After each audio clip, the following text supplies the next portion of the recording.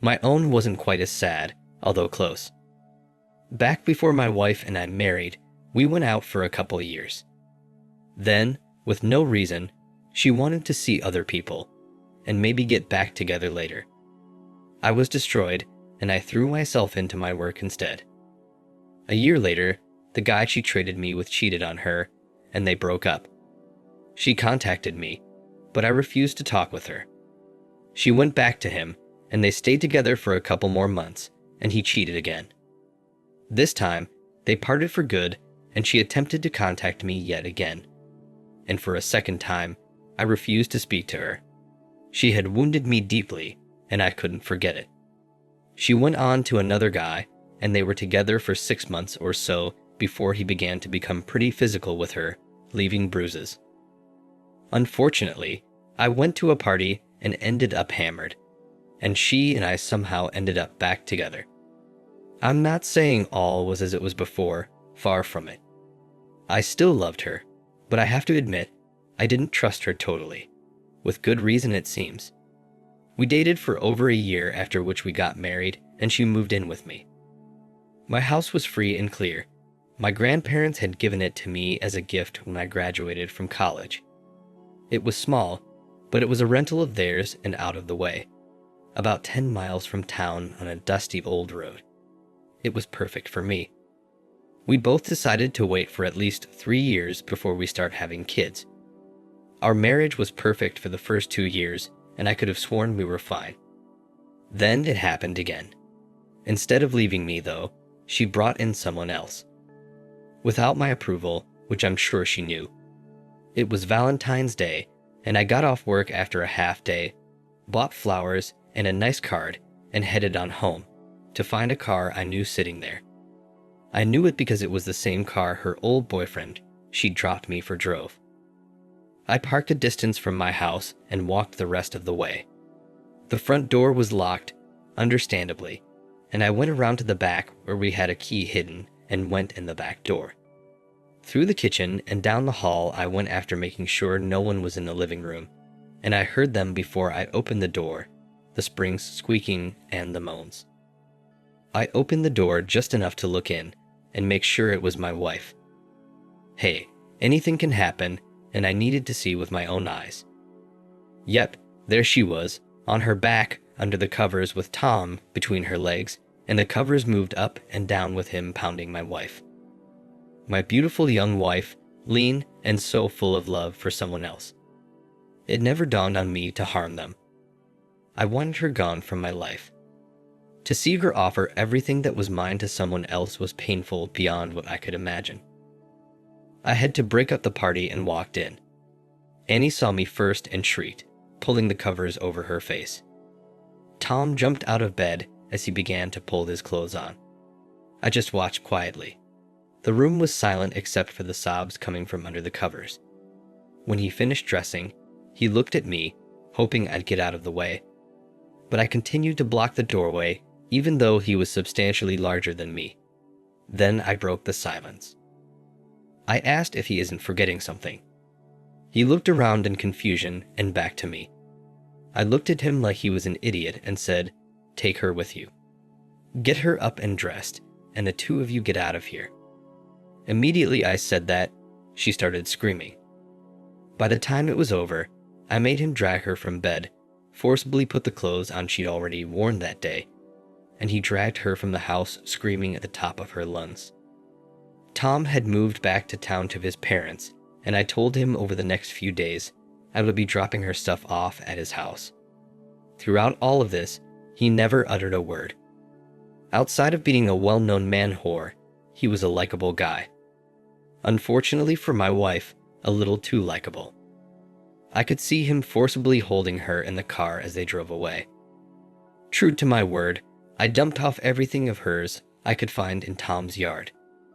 No one came out and I didn't knock on the door, I just threw it out. It wasn't until a few days later, I found out she wouldn't go to his place. He took her home to her parents about 60 miles away. She had been calling the home phone and my phone so often, I'd finally unplugged the house phone and changed the number on my phone. I had nothing to say to her. A few days after I dropped her stuff off at Tom's place, her parents drove to my house. Annie was in the car too, but I told her dad when he came to the door that if she got out of that car, they all needed to leave. He told her to stay, where I could see her begin crying again. Then both parents came in. First, they apologized for her, but I told them it wasn't their fault. Then they wanted to know what they could do to make it better, to help us get around it. By their reaction to my answer, I guessed it never entered their mind. I told them there was nothing they could do, and that Annie was damaged goods and I had no desire to have her back in my life. She cheated on me in my bed and we're done. I told them all this in a calm, even voice, yet a very firm voice, leaving little opportunity for argument. Then I told them everything from back when we were first going out and how she had acted earlier. That surprised them both. Sue, Annie's mom, tried to explain how devastated Annie was. That got a snort out of me, and I told them she wasn't nearly as devastated as me. She got fucked, but I was not only fucked, I lost the woman I'd planned on having children with, raise them, and grow old with our grandchildren around. Throughout this, I was crying, and so were both of them. But I let them know it wasn't something to be fixed. Annie needed to move on and find someone else, and I mentioned Tom's name, which earned me a dirty look. Sue let me know Annie swore she would never even look at Tom again, let alone take him as her man. Of course I told them it's too late. She'd already taken Tom, she'd chosen him over me, and that was that. When they left, they made me promise I would stay in phone contact with them. They were worried about Annie and how hard she was taking the whole thing. That just made me shake my head in disappointment and muttered how hard this was for her. I think it was the next week, George, Annie's dad, called and asked if I would talk to Annie, but I refused. Apparently, she hadn't eaten since I booted her, or at least very little. She wasn't a big girl, and as lean as she was, there was little weight she had to lose. George and Sue both begged me, something that was more painful for me to hear than them to do it. It was their baby, and they were concerned she might do something harmful to herself. I had her served the next week. In the papers I had drawn up, we each took out of the marriage what we brought in, which was very little. But I offered half our saving, which was substantial for two youngsters, almost $30,000, from before we were married too. When George called me again, he was sobbing as hard as Annie was when Tom dragged her from my house. He asked if I would put it on hold, give us both a chance to cool off. He said Sue and Annie both were even more devastated, and Annie had begun throwing up the instant she was served and still hadn't eaten. They ended up calling an ambulance, and she was admitted to the hospital after we hung up. I left town. Yep, I just left. Quit my job, gave the power of my attorney to my folks to make all my decisions, and also rent out my home. Then I left. The first year was spent in Alaska, working on a fishing boat. During that time, I contacted no one. The second year, I was working on another fishing boat out of California catching tuna. The next 3 years were spent in Alaska in Prudhoe Bay, working in the oil fields. In 5 years, spending no money, banking it all, I made a huge sum of money, made bigger yet by investing wisely, something my Prudhoe Bay employer made available to us all. Not that I was filthy rich, but I had enough money to retire on, if only a small stipend was taken out each year. If I were to live on $50,000 per year, I would still be increasing my investments, not taking it all away. I also had part interest in a couple oil wells, 3 natural gas wells, and half a small fleet of tuna boats. The yearly income on the wells alone was okay. We had an accident in Prudhoe that made me question my mortality, and I ended up quitting and returning back to my town. My folks were shocked when I showed up on their doorstep one evening. Our conversations had been limited. I didn't want to be reminded what I had lost. But my homecoming was fantastic, and the next morning, they had called all our family, and a big party was planned for the next afternoon, a Saturday. They caught me up on Annie. After I left, She had to be hospitalized for quite some time. She refused to eat and finally slit her wrists trying to off herself. After a few tests, they found out why. She was pregnant. George and Sue contacted my folks, hoping to get in touch with me and to let me know I was going to be a father, ostensibly to force a reconciliation. My dad, however, after letting him know they couldn't get in contact with me, that I had left town, asked George as nicely as possible for a grandparent DNA test. As happy as George was, he agreed. After the birth, when it was safe enough, they did the test and it came back that I was not the father. George and Sue were nearly catatonic over the results. I did find out I was divorced though. Annie refused to take half the money and it was still sitting in the bank. After the baby was born, he had a full head of black hair exactly like Tom. He manned up and married Annie after finding out he was a father.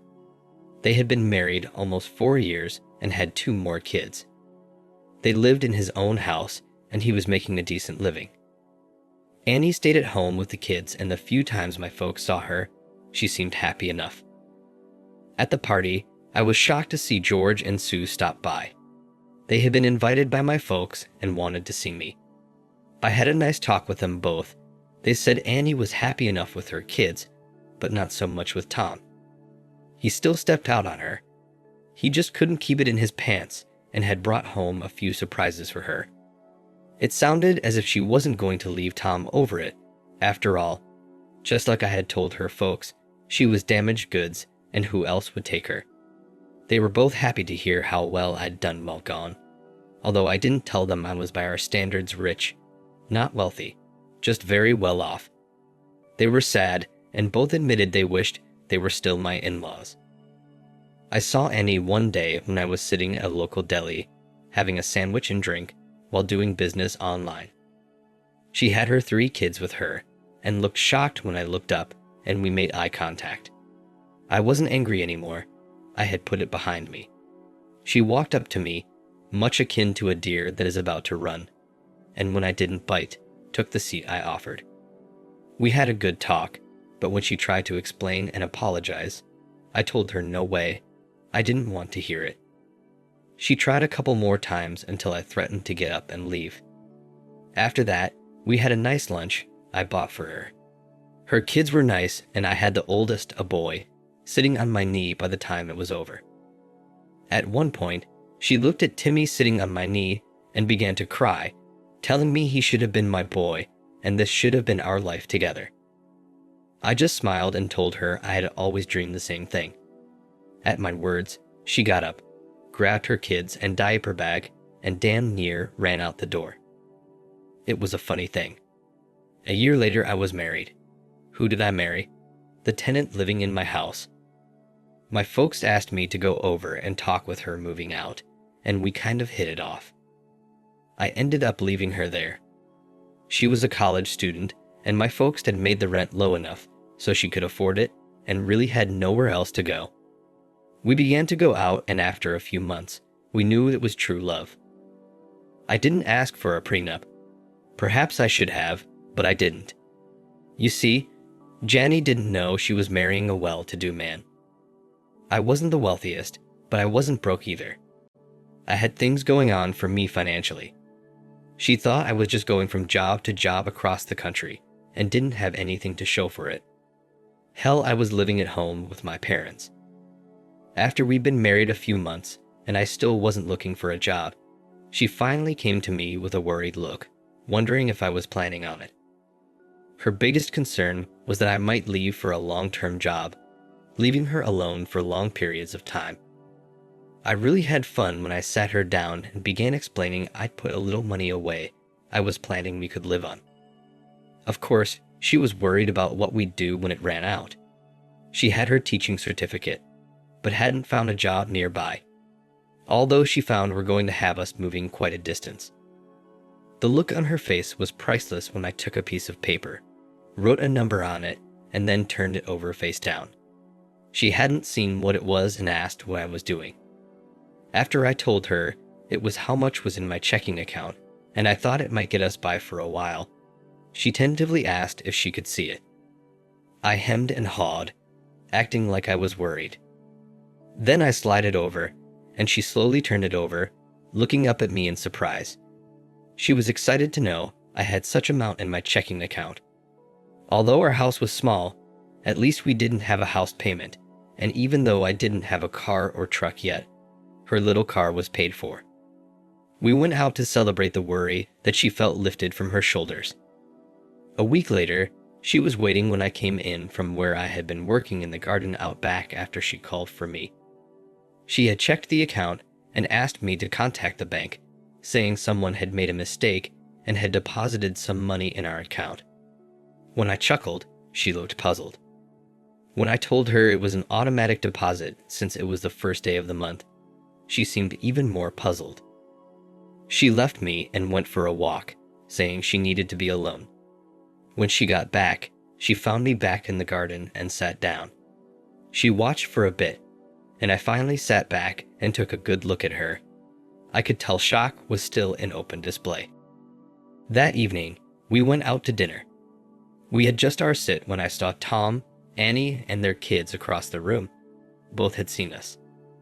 I didn't know if they knew I was married.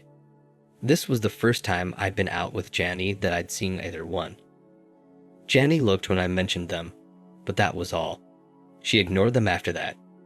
She knew who my ex was from photos and knew the story, but this was the first time she'd seen Annie and had a name put to her. Our town wasn't big, but neither of us were much on going out, preferring to be alone for the most part. Before our food came, Janny stood and excused herself to the restroom, and it wasn't until our food came that I realized Annie wasn't sitting with her family. That worried me. Janny wouldn't do anything, but I guess she wanted to meet the ex. Janny never said anything but looked a little smug when she returned. I glanced over and saw Annie sit down with her family, and it looked like she'd been crying. In only a few minutes, they had paid their bill and Tom gave me a dark look when they passed us to leave. Tears were still running down Annie's face when she walked by without acknowledging me. Janny confessed to seeing Annie leave for the restroom and couldn't resist going in and having a talk. After introducing herself, she just told Annie she would never know what she'd thrown away. Anything else that was said wasn't shared, and I didn't care to hear it anyway. Annie was my past, Janny was my future. Over the next few years, we welcomed our two beautiful children, a boy and a girl, and while we lived in the same house, Janny drove the same car and was working at the local high school finally, while I drove my same used Chevy pickup I'd bought. Things were good for us, and we lived peacefully. Even during the summers, we stayed at home to take care of our little house. We have little need for much more. And as for Annie and Tom, well, let's just say revenge is best served by living well.